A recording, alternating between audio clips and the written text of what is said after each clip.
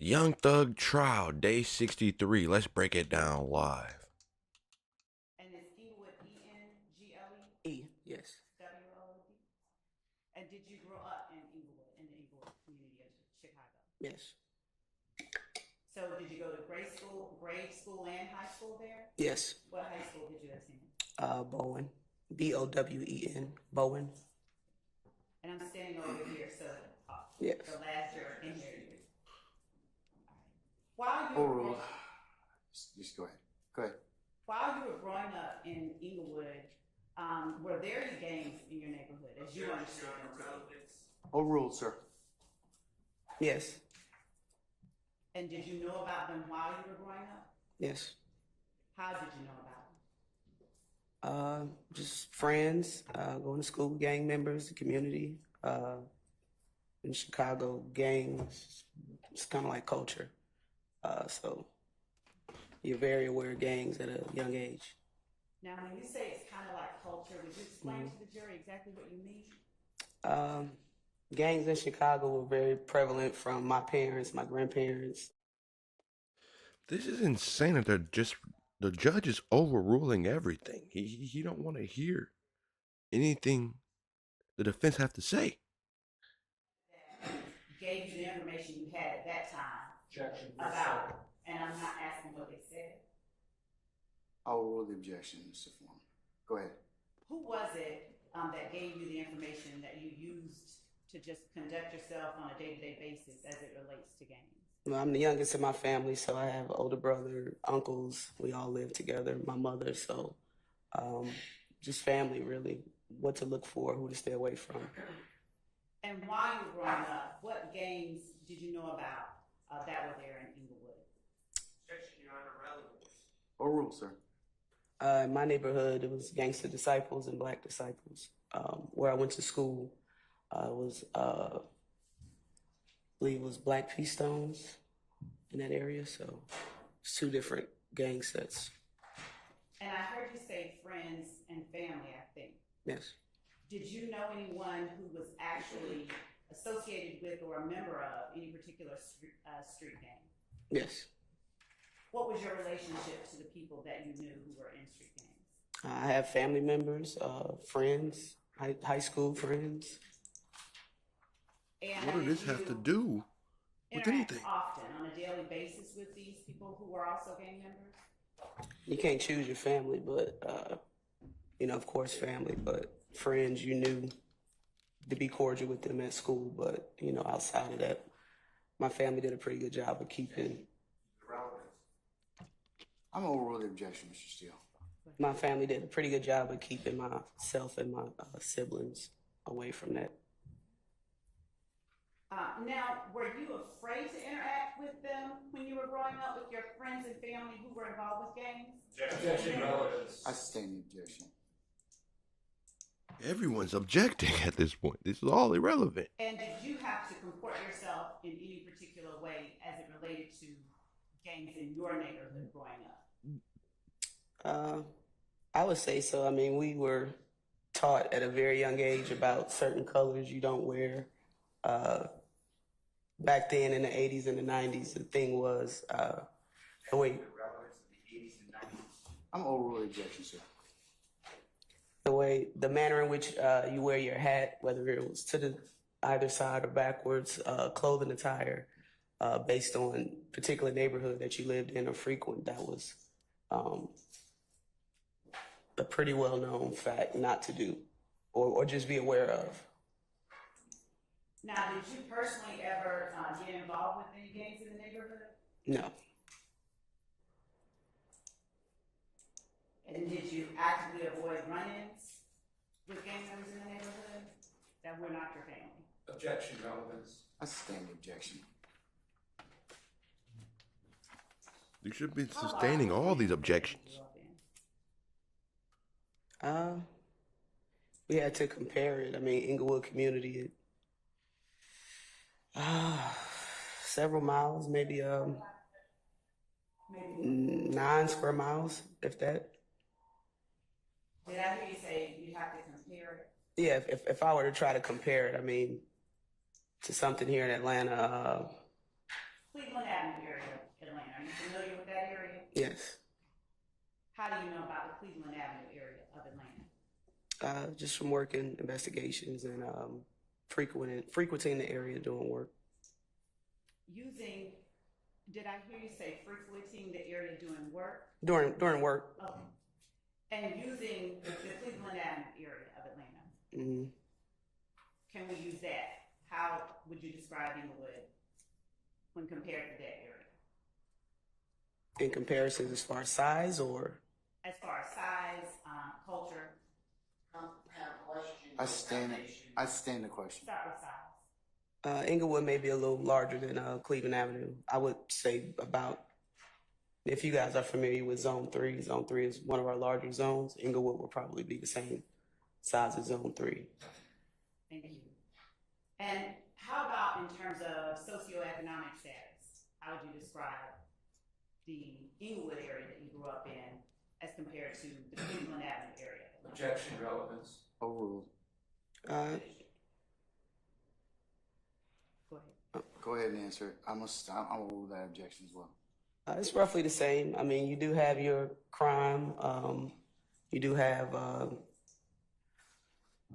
financial issues between families, but there are good, hardworking people in the neighborhood as well. So, roughly the same. Now, when did you leave Chicago? After high school. And what year was that? You're showing my age. Sorry. 98. All right.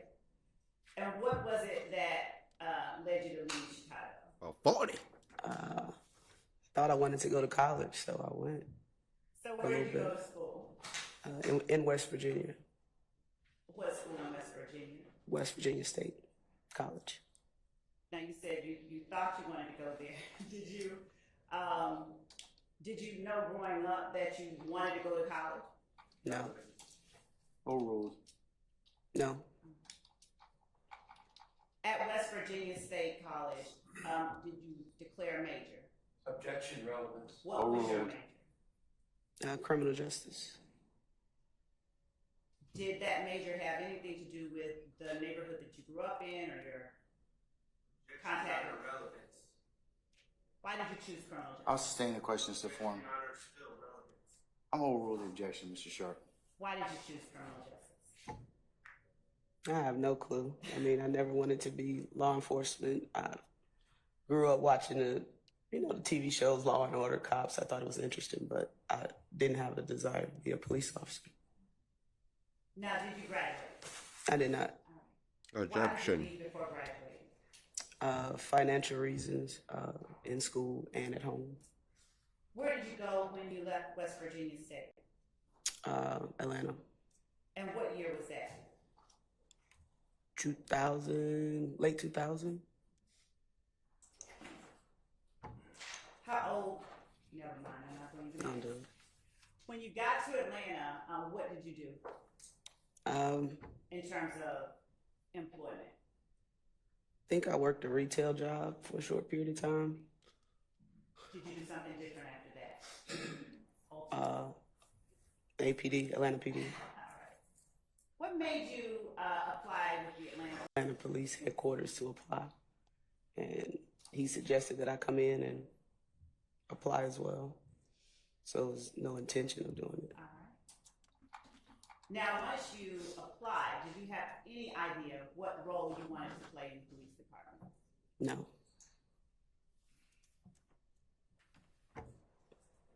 And when you first came to Atlanta, culturally, was it the same, different than, or in some ways both, to where you grew up in Inglewood? Objection, Your Honor. Relevance. I'll sustain the objection. None of this is As relevant. the foundation, or do I need to? I'll sustain as to relevance. You can Okay. lay more foundation. Thank you.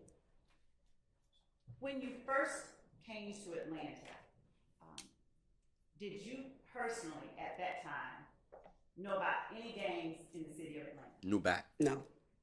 And did you personally, at that time, recognize any signs of criminal street gang activity in the city of Atlanta? No. What was your first role at the Atlanta Police Department?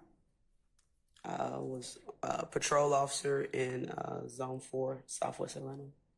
What parts of Atlanta made up Zone 4 at that time? West End area, Cascade, the northern part of Martin Luther King, excuse me, the western part of Martin Luther King, Fairburn Road, parts of Camp Creek, Campbellton Road.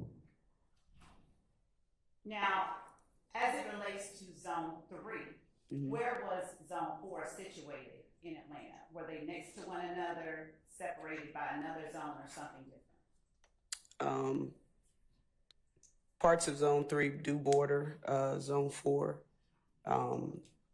If you're down on the eastern end of Zone 4, like around Lee Street, West End Mall area, that borders the western part of Zone 3, Mechanicsville, Pittsburgh neighborhood, Deal Avenue. And outside of that, everything else is kind of on the opposite side. Zone 6 is the other side of Zone 3. Okay.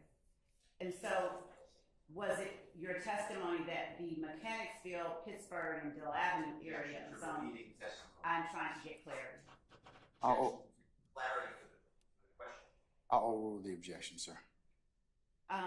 Were those areas, the Mechanicsville area, Pittsburgh area, and Dill Avenue area, in Zone 3? Yes. And did they abut Zone 4? Lee Street was basically the border between Zone 3 and Zone 4. So Lee and Abernathy was kind of the barrier between the two zones, if you had to break them up. Did you interact with people from Zone 3 as well as Zone 4, or did you only interact with people? What this got to do with Cleveland Avenue? At the time that you first started as a patrol officer in Look Zone at him. 4? You mean citizens or police? Citizens? Yes. Yeah, I mean, there's no barriers for citizens in Atlanta. They come to Zone 3. Our Zone 4 citizens go to Zone 4. It's not like police work where you're kind of restricted to a certain area. Citizens, they can move back and forth, come in contact with all types of people. Would you tell the jury what your responsibilities were as a patrol officer in Zone 4? I was assigned to evening watch, which is 2:30 to 10:30, I believe. Responsibilities included answering 911 calls, traffic accidents, directed patrols, that type of thing. Describe for the jury a typical day at evening watch for you in Zone 4 as a patrol officer. So this is a typical day. Your Honor, I'm establishing. I'll just sustain this for me. You can rephrase.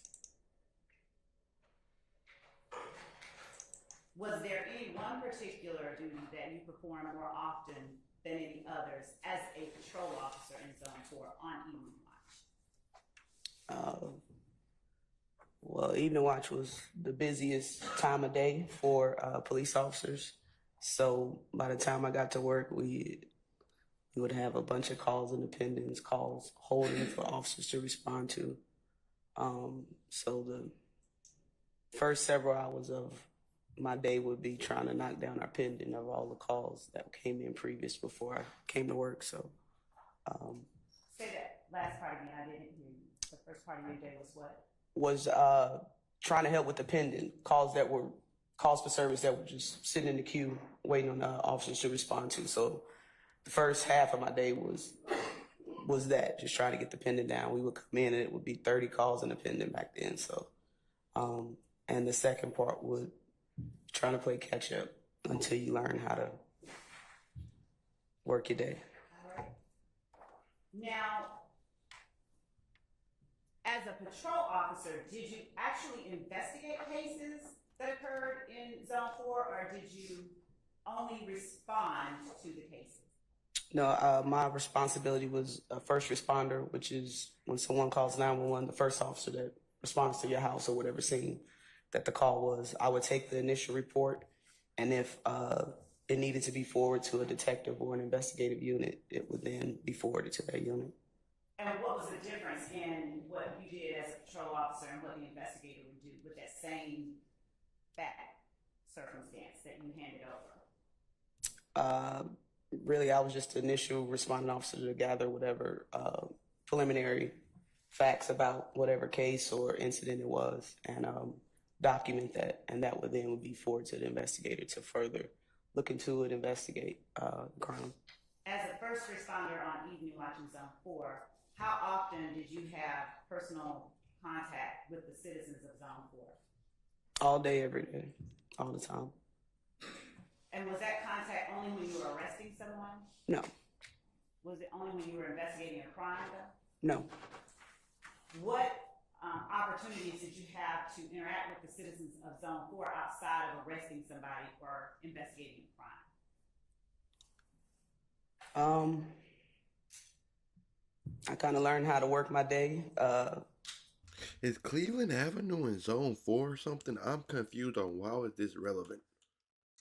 So I just kind of became proactive where I would get out in our high crime areas, places where we knew people would loiter. I would just get out, talk to people, and if I was able to make an arrest, I would. If not, just getting to know who was on my beat and the beat surrounding my beat was really my day. And by doing that, that kind of took me away from having to answer 911 calls. Now, Sorry, Ms. Love, 1 second. Is your microphone on? this one? Yes. It's on, but I think that the battery is dead. I turned it on. It's on. There's nothing. What kind no light. of battery is that? How can it be on? The battery dead. Shorty, you about stupid. Listen here, I'm gonna end the video right there. Like, comment, subscribe. Young Thug is being cheated. Day 63. Till the next video, I'm out. Peace.